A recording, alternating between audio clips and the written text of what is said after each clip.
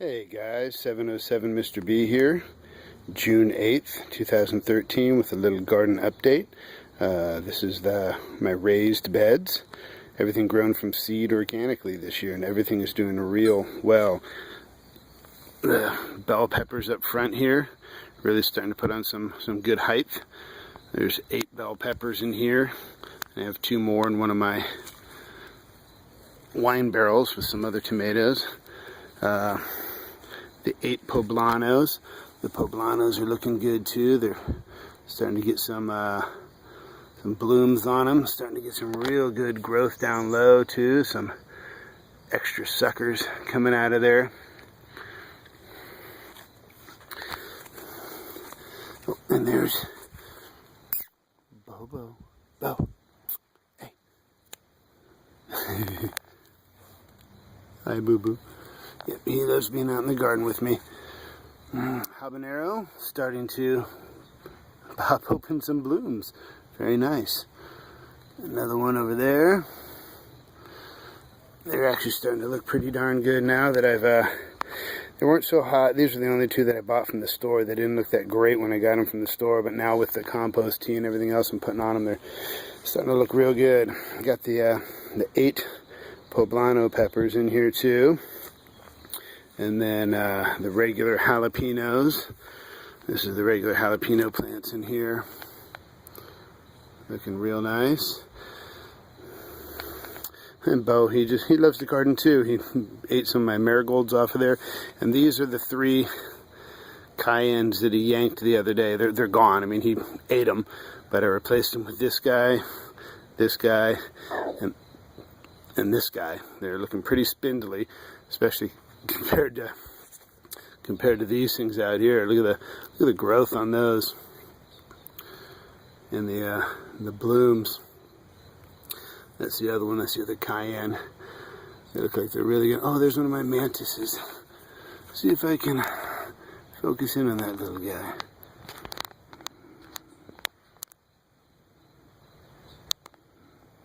Be nice if I could actually focus on him, but it's not letting me.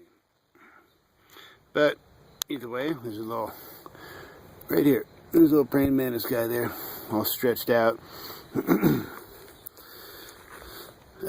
are the jalapeno M variety. Again, everything this year grown by seed and doing real well. So I built my, I built my lattice work. You can see it come up here, up to the little eyelets.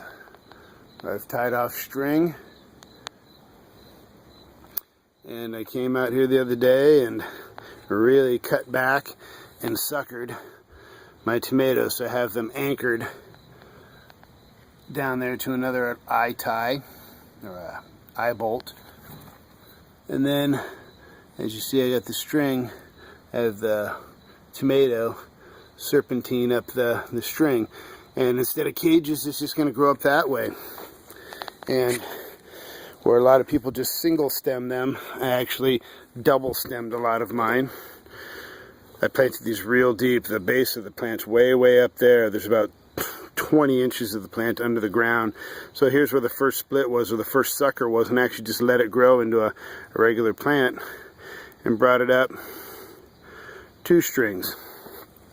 And then here's an example of one just using 1 string. This first cluster of tomatoes was I planted it so deep it was actually almost ground level, so I don't know what's going to happen with those, but we'll see.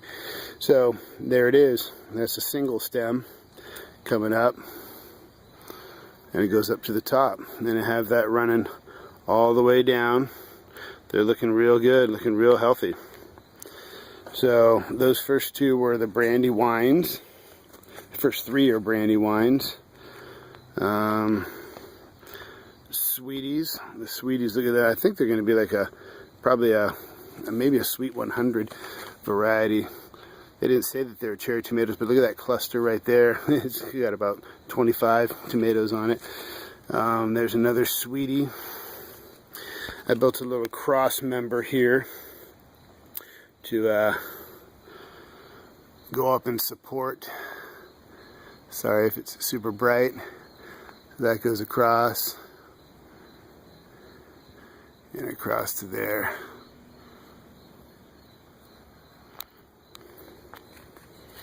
So these are the red calabash, and you can see what I was talking about, how it's dropped every single bloom except for a couple on the ends.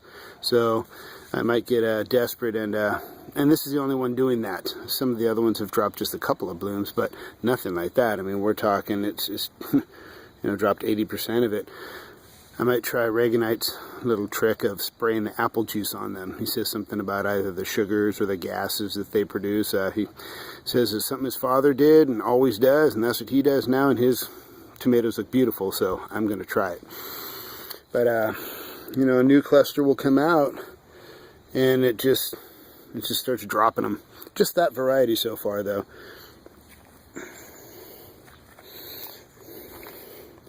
More of the sweeties. This is actually the Woodle Orange. I really like this one. Looks like it's going to have some really nice tomatoes on it. It's got the big, big tops to them. Nice big flowers too. Real hardy plant. That's the Woodle Orange. Those seeds came from the Baker Creek Seed Company, the heirloom seeds. Rareseeds.com, I believe, is the name of their site. This is one I had labeled as a Woodle Orange, but I think it's actually a sweetie. I think I might have gotten my labels mixed up because I'm looking at the blooms on this, and they look nothing like the blooms that were on that Woodle Orange. So I think that's that sweetie variety, which looks like it's maybe going to be a cherry type. This is the Golden Sunray, another very healthy looking variety. It's going to have some big blooms on it. Hopefully some nice healthy tomatoes. And this is that Golden Sunray also. Big blooms. Everything's doing real good. This one I also, kind of, some of them, if they had that split low enough, I would, don't worry, that's just the dog playing over there. Not getting attacked. Yeah, so these worked real nice, that main sucker was so low that I planted them deep that I was able to double stem them and hopefully get twice the quantity of tomatoes in it. A real great YouTube channel to check out is Front Porch Farms. They really taught me most of what I did this year as far as growing from seed and how to transplant and how to single stem and how to sucker and how to string it up. They don't have a lot of videos, but very, very informative. Just great videos. Front Porch Farms, that's called. Here's some of the onions. They're starting to bulb up pretty good. Some of these are starting to get it. Other guys are pretty wimpy. They really laid down because you'll see why right here. I have that shading my garden until like 1 in the afternoon. So everything kind of leans that away as the sun passes over. But the onions are doing good. This area is pretty much done. The leaf miners have just destroyed some of my stuff. It's been hard to keep up with them.